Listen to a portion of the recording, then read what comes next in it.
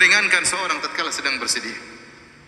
Dia harus beriman dengan masalah takdir. Dia tahu bahwasanya seluruh yang menimpanya ini sudah ditakdirkan oleh Allah Subhanahu wa taala.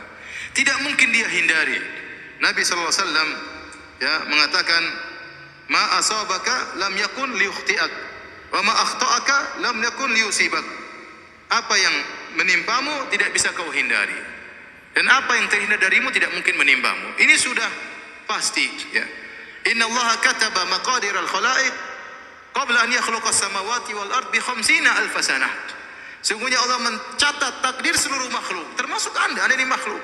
Takdir Anda telah ditulis oleh Allah secara detail, masing-masing kita secara detail. Ya, dari masih nutfah sampai meninggal dunia sudah dicatat oleh Allah dengan detail, dan Anda tidak akan keluar dari takdir tersebut. Ya. Bahkan Allah catat tersebut 50.000 tahun sebelum Allah ciptakan langit dan bumi, bukan sebelum 50.000 tahun sebelum ente diciptakan, enggak. 50.000 tahun qabla an yakhluqas samawati wal ard, sebelum Allah ciptakan langit dan bumi. Kata Nabi sallallahu alaihi wasallam, rufi'atil aqlam wa jaffatis suhuf, pena-pena sudah diangkat dan lembaran sudah kering, tidak ada perubahan. Maka mau tidak mau Anda tidak akan bisa menghindar dari musibah tersebut, karena musibah tersebut sudah tercatat bagi Anda. Tinggal bagaimana Anda menghadapi musibah tersebut.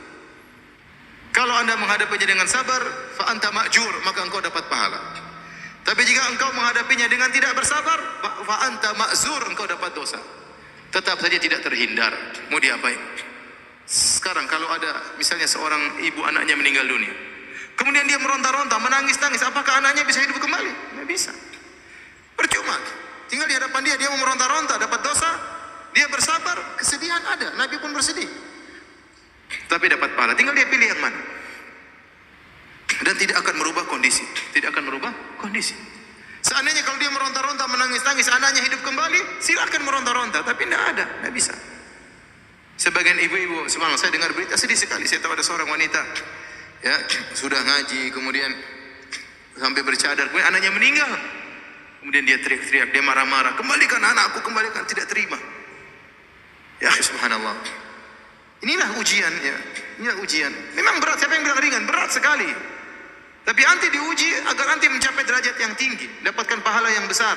Maka jangan hadapi ujian tersebut dengan bentuk protes kepada takdir Allah, tidak menerima takdir Allah Subhanahu wa taala. Tidak akan bisa merubah kondisi tersebut. Anti meronta-ronta, anti marah-marah, anti ngamuk-ngamuk, anti banting sini banting anu, tidak akan merubah kondisi.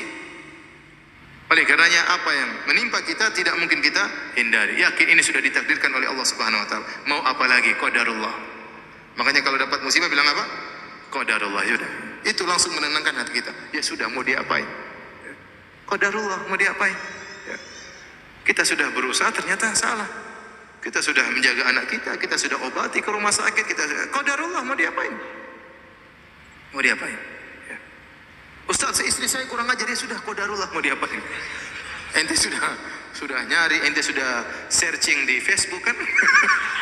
Cari yang ini, sudah verifikasi lagi, sudah semuanya, sudah tanya semua, sudah ternyata salah Ustaz. Ya qadarullah, hadapi ujian tersebut. Mau diapain? Mau diapain? Ada seorang, dia hitam, kemudian tapi dia tinggi, kemudian dia ingin menikah dengan perempuan yang cantik, meskipun pendek putih, supaya anaknya apa? Tinggi dan putih. Ternyata qadarullah, anaknya hitam pendek pesek. Ya sudah, qadarullah. Ente sudah berusaha. Apa boleh buat? Itu namanya qadarullah.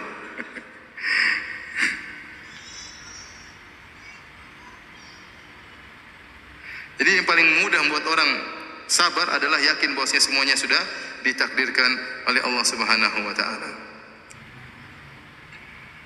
Kalau seorang tatkala ditimpa musibah, dia dapati dirinya kurang bersabar, maka latihlah dirinya untuk bersabar. Kalau dia latih dirinya untuk bersabar, dia akan bersabar. Kata Nabi sallallahu alaihi wasallam, innamal hilmu bittahallum wa innamal ilmu bitta'allum. Ya, wa may yatasabbar yusabbirullah. Barang siapa yang berlatih diri untuk bersabar, Allah akan buat dia sabar. Tadinya merontak, ingin memberontak, ingin berteriak, sabarkan diri. Latih diri kita. Setiap ada masalah langsung qadarullah. Inna lillahi wa inna ilaihi raji'un. Langsung ucapkan tersebut. Meskipun jengkel, meskipun marah, itu kalimat luar biasa.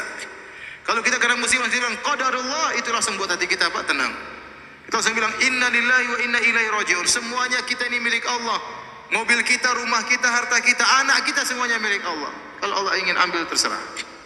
Inna lillahi wa inna ilaihi raji'un. Itu membuat kita benar-benar sangat mudah untuk bersabar. Maka latih diri untuk bersabar, kata Nabi SAW. Man yatasabbar yusabbirullah. Barang siapa yang melatih diri untuk bersabar, maka Allah akan mudahkan dia untuk bersabar. Kemudian di antara hal yang membantu kita untuk mengurangi kesedihan, perbanyak berzikir kepada Allah Subhanahu wa taala. Dan ini Allah perintahkan kepada Nabi sallallahu alaihi wasallam. Ya. Fasbir ala ma yaqulun wasabbih bihamdi rabbika qabla tulu'i syamsi wa qabla ghurubiha. Kata Allah Subhanahu wa taala, sabarlah engkau wahai Muhammad atas apa yang mereka ucapkan.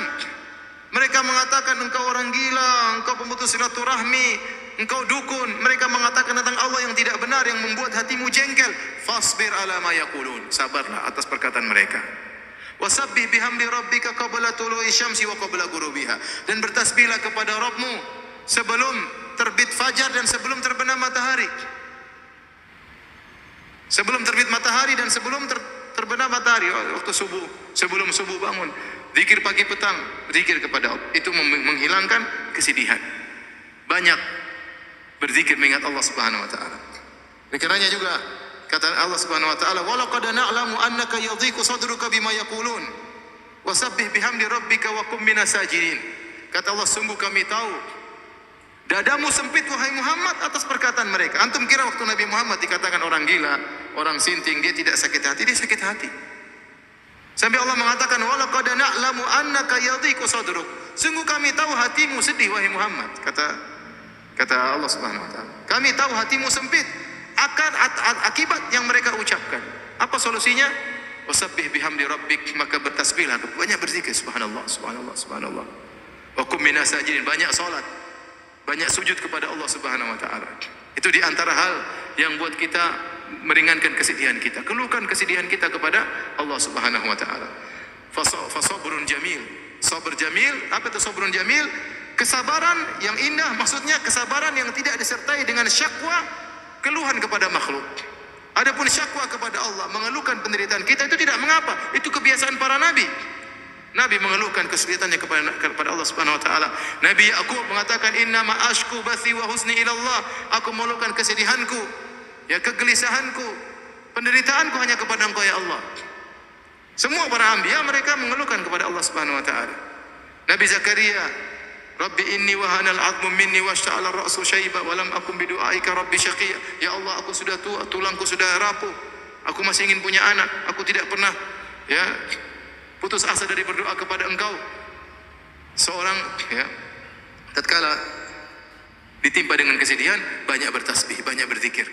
Ala bi dzikrillah tatmainnul qulub. Ketahuilah dengan berzikir kepada Allah, maka hati menjadi tenang.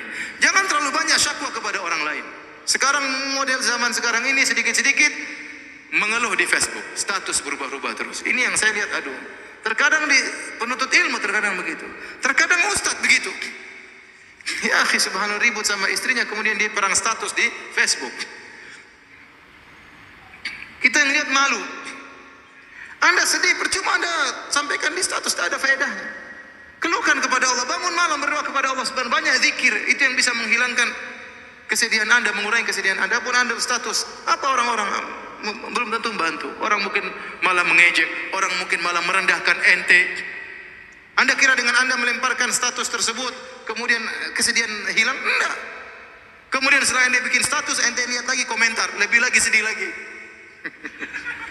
Kalau nggak ada yang komentar Anda bersedih, ternyata murid-murid saya tidak ada yang perhatian sama saya. Kalau ada yang komentar, ente bersedih juga. Belum ada balasan status lain, waduh repot. Ngapain kita seperti itu? Ente ingin hilang kesedihan, berzikir kepada Allah Subhanahu wa taala. Sebagian ibu-ibu seperti statusnya menunjukkan penderitaan terus. Tahu-tahu status ada jantung berbentuk love terbelah dua, subhanallah. Ada apa Kenapa begini? Kenapa jantungnya terbelah dua? Menimbulkan banyak pertanyaan. Ya. Repot ya. Banyak ya. Nanti status macam-macam ya Allah. Jangan mengeluh kepada manusia, rugi. Betapa banyak berharap kepada orang, dia akan kecewa. Mengeluh kepada manusia tidak ada yang dia dapatkan. Tidak ada solusi. Paling mereka mengatakan sabar. sabar. Hidup juga ujian. Saya juga sudah tahu. Ya udah ada tahu sabar makanya. Ngapain ngeluh sama manusia? Hati-hati ibu-ibu yang suka rubah-rubah status ibu-ibu nih. Jangan. Sedikit status, foto profilnya diganti-ganti, jangan. Kalau terkena musibah, sedih, banyak berzikir, banyak baca Quran. Quran itu syifa, obat. Ya. Orang kalau baca Quran, apa dalam doa Nabi Sallallahu Alaihi Wasallam, Allahumma ya, apa namanya doa melanggasin, anta ja'al Qur'ana rabi'a sadri wa apa, ya Allah jadikan Al-Quran sebagai penyejuk hatiku, ya. Kemudian menghilangkan kesedihanku dan menghilangkan ya wa dhahaba gumumina wa ahzanina, menghilangkan kegelisahan, kesedihan. Di antaranya baca Al-Quran.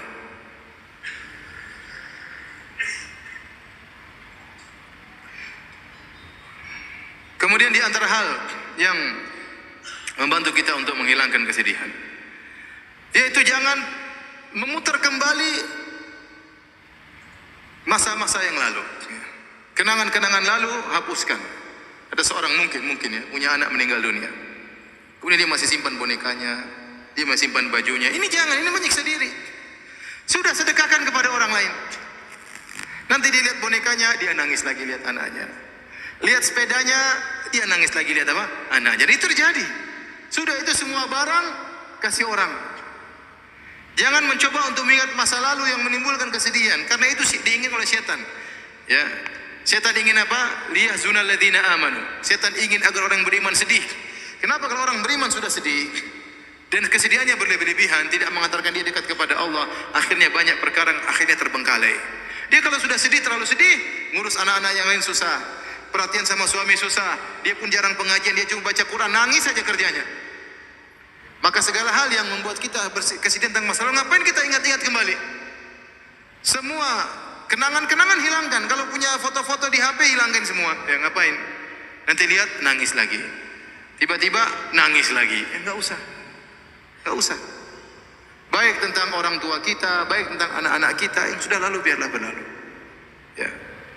Ngapain kita menjebak diri kita pada kesedihan yang lalu yang tidak mungkin kita perbaiki lagi, mustahil, tidak mungkin kita kembalikan lagi. Mustahil. Ya sudah, maka segala hal yang membuat kita teringat dengan masa lalu, kesedihan yang berkepanjangan, maka hendaknya kita hindari. Kemudian jangan lupa ya untuk menghadiri majelis ilmu. Di antara zikir yang menangkan hati majelis ilmu, dengar pengajian tentang kesedihan, ya, tentang tawakal, tentang sabar, tauhid, terutama pengajian tentang tauhid. Dengar bagaimana Tuhan kita, bagaimana Allah Subhanahu wa taala, bagaimana Allah melakukan semuanya dengan hikmah. Ya, bagaimana Allah terkadang menguji hamba-hambanya, baca kisah-kisah orang terdahulu.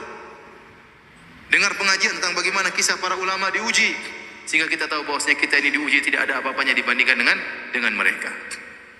Ya. Dan ini membuat kita lebih ringan kesedihan kita. Kemudian jangan lupa perkara yang penting